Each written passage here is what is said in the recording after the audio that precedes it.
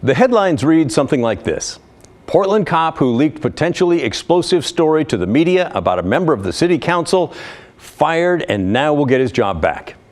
Well, that cop was the head of the Portland Police Union at the time, and the city council member was Jo Ann Hardesty, a frequent critic of the police. The leaked story was false, but it created a real firestorm nonetheless. 2 years ago, Brian Hunzeker, that union president, went to the Oregonian newspaper and reported that then Commissioner Jo Ann Hardesty was a suspect in a hit-and-run crash. Now, that was not true, but it only took hours for the false information to spread far and wide. Misinformation has, it has consequences, serious ones at times, especially in a time where distrust between the police and some members of the public is pretty high. A lot of people thought any officer who leaked the false information should be held accountable. But what does holding them accountable actually mean? We'll take a look. But first, a recap.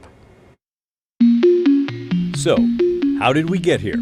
It all started March 3rd, 2021, when a woman was rear-ended in a hit-and-run crash in southeast Portland. The victim told police that she thought the person who hit her was Jo Ann Hardesty. Do you have a license plate number? I don't. Okay, all right. I know who hit me. You know their name? Yes. Okay. She is, this is where it gets bizarre. It was a city commissioner. It was Jo Ann Hardesty. Hardesty was ruled out as a suspect within hours. She told police her car had not left her driveway in 6 months. I just want to be really clear. I didn't hit anybody. I wasn't driving. No one drove my car. And this entire allegation is totally false. She called the allegations a coordinated smear campaign.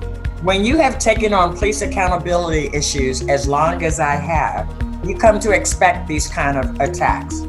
Officers looked at surveillance video and found the suspect's car was registered to a pair of women who live in Vancouver. But Hunzeker leaked the details of a possible Hardesty connection to a reporter at the Oregonian, which published them the day after the crash.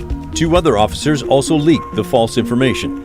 Hardesty called for an independent investigation into the false allegations against her. I hope that the due diligence, the investigation actually uncovers what the mistake was, and that we, the public, and myself included, get to know specifically what he did and why he did it, and then be held accountable for his behavior. Hunzeker resigned from his position as president of the Portland Police Association about 2 weeks later. The union said it was because of a serious, isolated mistake related to the investigation into the hit-and-run allegation. In October of 2021, the Police Bureau sent a letter to Hardesty which said that an internal affairs investigation found Hunzeker did, in fact, share confidential information with the media. He was upset that she had made comments about police officers setting fires during the 2020 civil unrest. Hardesty filed a lawsuit in December, seeking a total of about $5 million in damages from the Portland Police Association, along with Hunzeker and another officer. Hunzeker was fired in February of last year by Portland Mayor Ted Wheeler. Wheeler also stated that he and Portland Police Chief Chuck Lavelle agreed on the gravity of the violations, but not the discipline. But now, an arbitrator appointed by the State Labor Board has reviewed the case and concluded that Hunzeker's actions did not rise to the level that justified termination. And that's how we got here. The officer who leaked the false information to the Oregonian, Brian Hunzeker, the former president of the police union, won his case to get his job back. He was reinstated yesterday, according to the union. Now, let's take a look at what the arbitrator said about this case. The arbitrator is Timothy Williams. He wrote, "The public should be concerned when officers keep their employment when they have a history of unacceptable violence. That is not the case for Officer Hunzeker. The arbitrator sets forth that not all misconduct should result in termination, and injustice can be done when a good police officer is terminated for political or other reasons not justified by the facts." Williams went on to write that Hunzeker falls into that last category and that the facts don't justify his termination.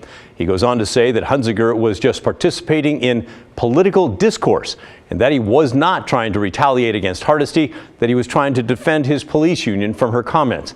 He also stated that Hunzeker was a good cop with a clean record who will continue to be a good cop in the future. In other words, yes, he should be disciplined, but no, not fired. We talked about this with the Portland Police Association's current president. And take what, in this case was a very decorated, historically excellent police officer, and just ensuring that conduct doesn't occur again. So we agree with the decision, but it is, again, this is mostly just about ensuring that the process is fair.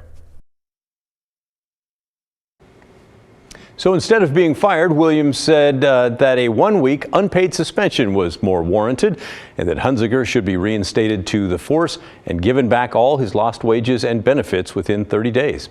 Portland Mayor Ted Wheeler, who made the decision to fire Hunzeker, put out a statement yesterday saying, "While I stand behind my decision in the case, I respect the legal process. Meaningful accountability can take many forms, even when it may not look exactly the way we initially envisioned it." We tried to contact Jo Ann Hardesty. She has not yet responded to our request for comment. We also reached out to Hunzeker over the phone. He told us, just stop, leave me alone. And then he hung up. So, okay, we will leave him alone. But not you, our viewers. We want to hear from you what you think about all this. What do you think? Should he have gotten his job back? Should the firing have stuck? Is there some other punishment that's appropriate? Let us know what you're thinking, will you? Send us an email. The address is thestory@kgw.com or call and leave a message, 503-226-5090.